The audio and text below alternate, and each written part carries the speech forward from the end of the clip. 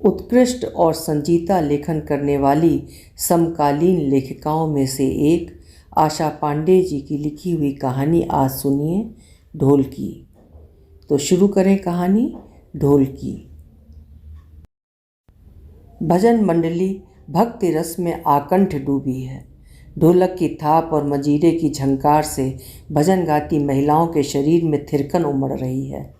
वे एक एक करके नृत्य के लिए उठ रही हैं।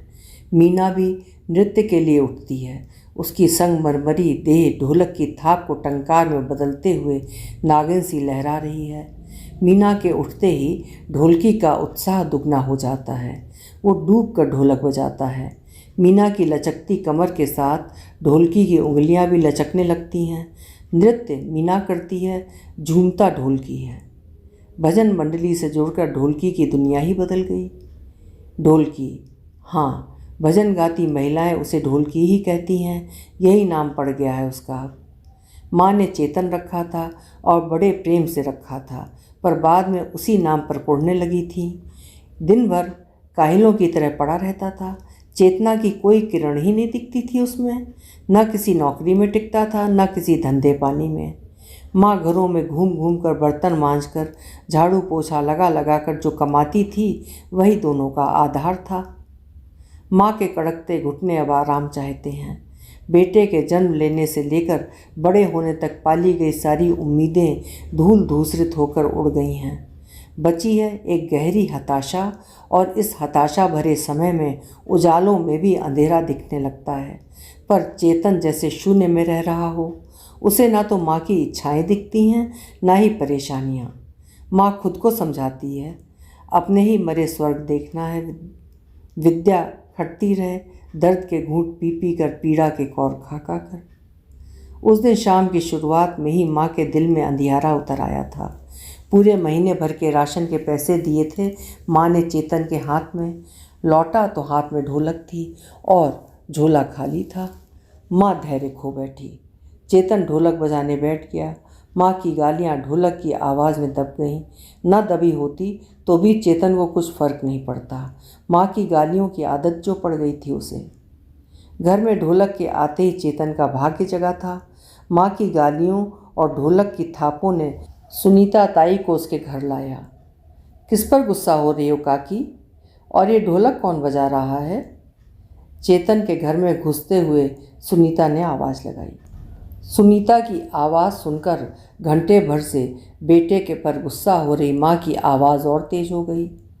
क्या कहूँ बिटिया, ऐसा काहिल बेटा पैदा किया है कि इस बुढ़ाई में भी मुझे ही काम करना पड़ता है। आने वाली दिवाली को 28 का पूरा हो जाएगा, लेकिन जिम्मेदारी समझने का नाम नहीं लेता। अब ढोलक बजाने का एक और शौक़ पाल लिया है। न जाने कहाँ से सीखा, और देखो तो जाकर ढोलक भी खरीद लाया। दिया था मैंने राशन लाने का पैसा, ये निगोड़ा ढोलक उठा लाया। अब महीने भर क्या बनाऊं, क्या खुद खाऊं, क्या इसको खिलाऊं। बजा तो बहुत अच्छा रहा है काकी। उनके गुस्से से निर्लिप्त सुनीता पीछे के कमरे से आ रही आवाज़ पर मुग्ध है। हाँ, अब तुम लोग गाने बजाने वाले हो, तुम लोगों को तो अच्छा ही लगेगा। बाकी मेरी तो जान जली जा रही है इस आवाज़ से। इस कमबख्त को खाने कमाने की सुधि नहीं है। मैंने बड़ी चिरौरी की थी, तब कहीं जाकर ठेकेदार के यहाँ से 2 दिन का काम मिला था, पर यह गया ही नहीं। दूसरों के घरों में बर्तन मांज मांज कर मेरी हड्डियाँ घिसी जा रही हैं, पर इसे कुछ समझ में नहीं आता, कुछ दिखाई नहीं देता। खा लेता है और तनकर सो जाता है। और ढम ढम का ये शोर और शुरू कर दिया है मेरे सिर पर। माँ के अंतर से दर्द भरी आवाज़ और हताशा उमड़ रही है। अगर तुम्हें खराब न लगे काकी तो एक बात कहूँ? चारपाई पर बैठते हुए सुनीता ने बात शुरू की। बोलो बिटिया, खराब क्यों लगेगा? हमारी भजन मंडली में ढोलक बजाने वाला एक भी नहीं है। क्या ये हमारी भजन मंडली में ढोलक बजाएगा? कुछ ना कुछ कमाई ही होगी काकी। कमाई की तो ना कहो, कमाई से इसे चिढ़ है। फालतू के सारे काम करेगा लेकिन कमाएगा नहीं। माँ अभी भी क्रोध में है। 51 रुपये और 1 नारियल तो पक्का समझो काकी, तुम तो देखती ही हो। हमारी मंडली को हर दिन कहीं ना कहीं बुलाया जाता है। नवरात्र और गणेश चतुर्थी आदि त्योहारों में तो एक दिन में 2-2 3-3 जगह जाना पड़ता है। अगर ये हमारी मंडली से जुड़ जाए तो हमारा भी काम बन जाएगा और इसकी कमाई भी शुरू हो जाएगी। सबसे बड़ी बात तो ये है कि इसके मन का काम होगा। तुम ही कहो उससे, मैंने तो कसम खा ली है इसको, मैं अब किसी काम के लिए नहीं कहूँगी। पैसा कमाने के लिए तो बिल्कुल भी नहीं। क्या फ़ायदा कुछ कहने का, एक कान से सुनता है दूसरे से निकाल देता है। माँ की आवाज़ में व्यग्रता भरी है। सुनीता पीछे वाले कमरे में जाती है जहाँ चेतन ढोलक बजा रहा था। चेतन अपनी धुन में है, उसे सुनीता के आने की कोई आहट नहीं होती। सुनीता चेतन को आवाज़ देती है पर व्यर्थ। चेतन ताल पे ताल बदल रहा है। सुनीता उसका सिर पकड़कर हिलाती है, तब उसकी तंद्रा टूटती है और वो चिहुक कर घूमता है। कब आई सुनीता ताई? आई तो मैं अभी ही, तुझे आवाज़ भी दी पर तू तो रमाए ढोलक में, अच्छा बजाता है। सुनीता के तारीफ भरे शब्दों को सुनकर चेतन संकोच से भर गया। अच्छा ये बता चेतन, सुनीता ने बात आगे बढ़ाई, ढोलक बजाने का काम मिलेगा तो करेगा? कहाँ ताई, मुझे कौन ढोलक बजाने का काम देगा? चेतन की आवाज़ में निराशा है। तू हाँ तो कर, काम तो दौड़ कर तेरे पास आएगा। अपनी भजन मंडली तेरे बिना सूनी है, चेतन बजाएगा भजन मंडली में? बिल्कुल ताई। चेतन खुश, ढोलक खरीदते काम मिल गया। दूसरे दिन से सुनीता के साथ जाने भी लगा। अब जाकर जान पाया है चेतन कि वो बना ही ढोलक के लिए था। माँ समझ ही नहीं पाती थी उसे, बात बेबात चिढ़ती ही रहती थी। अब वो भी दिखा देगा कि जहाँ उसका मन लगता है डूब कर लगता है। देख ले माँ भी और वो संबंधी भी जो उसे काहिल समझकर रिश्ते झटक लिए हैं। चेतन जानता है अब लपकेंगे सब उसकी ओर। उस दिन के बाद से आज 2 साल हो गए। चेतन भजन मंडली में ढोलक बजाता है। 150 रुपये भी घर लाने लगा है। अब उसकी माँ खुश रहने लगी है। माँ बेटे की ज़िंदगी की गाड़ी ठीक ठाक ढंग से खींच रही है। मंडली की महिलाएं चेतन को छोटा भाई मानती हैं। वो भी सबको ताई कहता है। महिलाएं चेतन के सामने ही तरह तरह के हंसी मजाक करती हैं। कभी कभी तो इतना कि चेतन की उपस्थिति को ही नकार देती हैं। पहले पहल चेतन झेप जाता था पर अब नहीं, अब तो वो भी मजाक में शामिल हो जाता है। और यदि मजाक मीना कर रही हो तो उसका चेहरा चमक जाता है, सर्वांग पुलकित हो जाता है। भले ही वो चेतन का मजाक ही उड़ा रही हो, वो बन जाएगा मजाक, पर मीना ऐसे हंसती खिलखिलाती रहे। पति ने छोड़ दिया है बेचारी को, माँ के पास रहती है।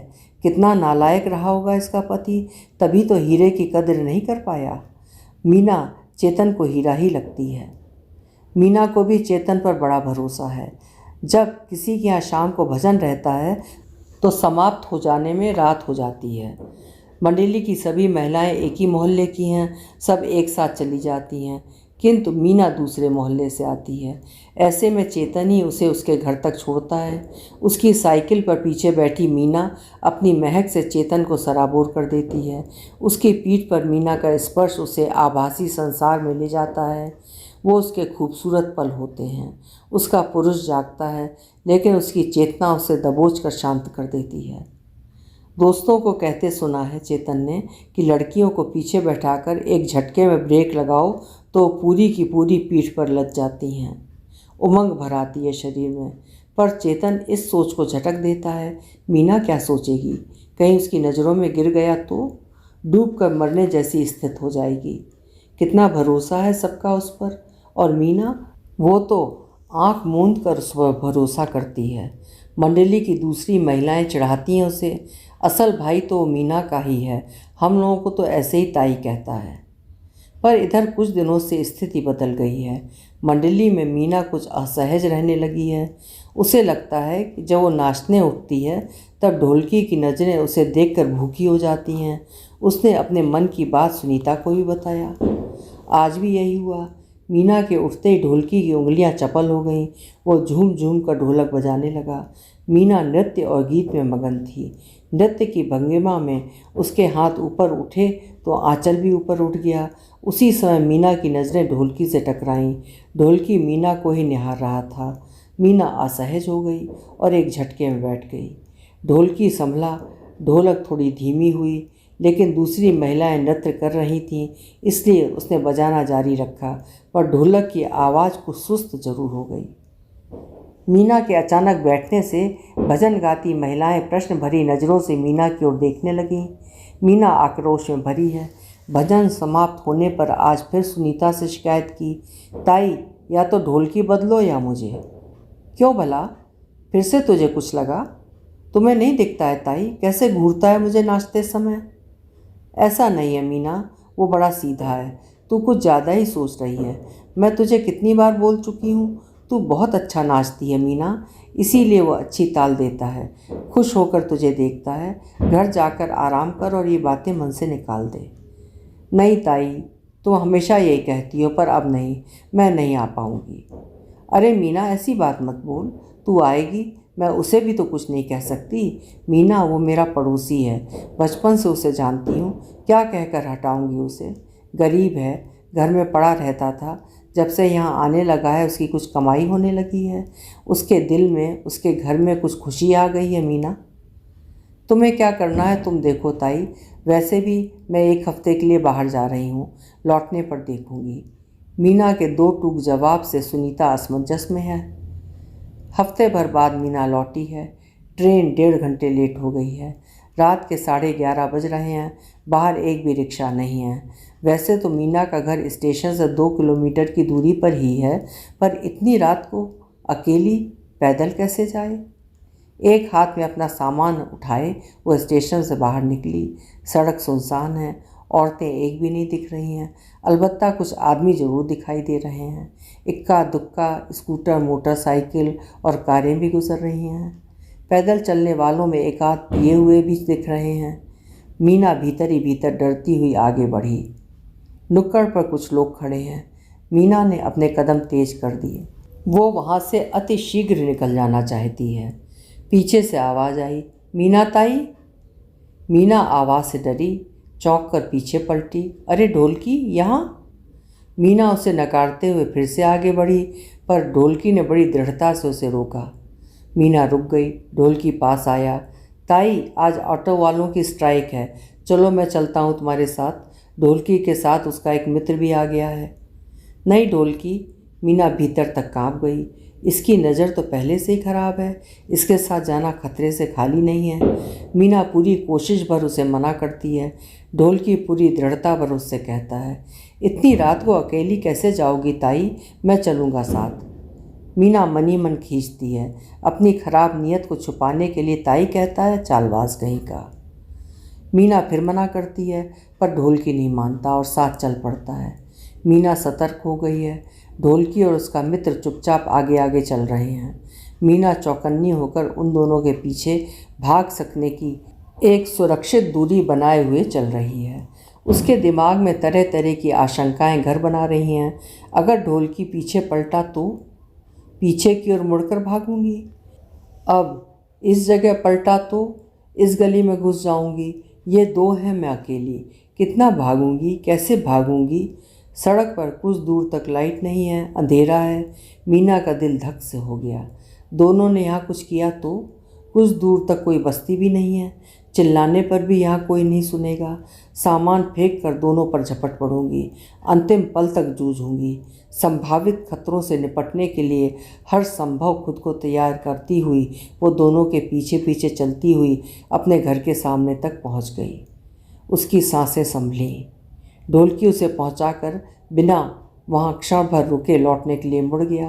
अब तक ढोलकी से डरी मीना घर के सामने पहुंचकर राहत की सांस ले ही रही थी कि अचानक उसका ध्यान ढोलकी के आज के व्यवहार पर गया।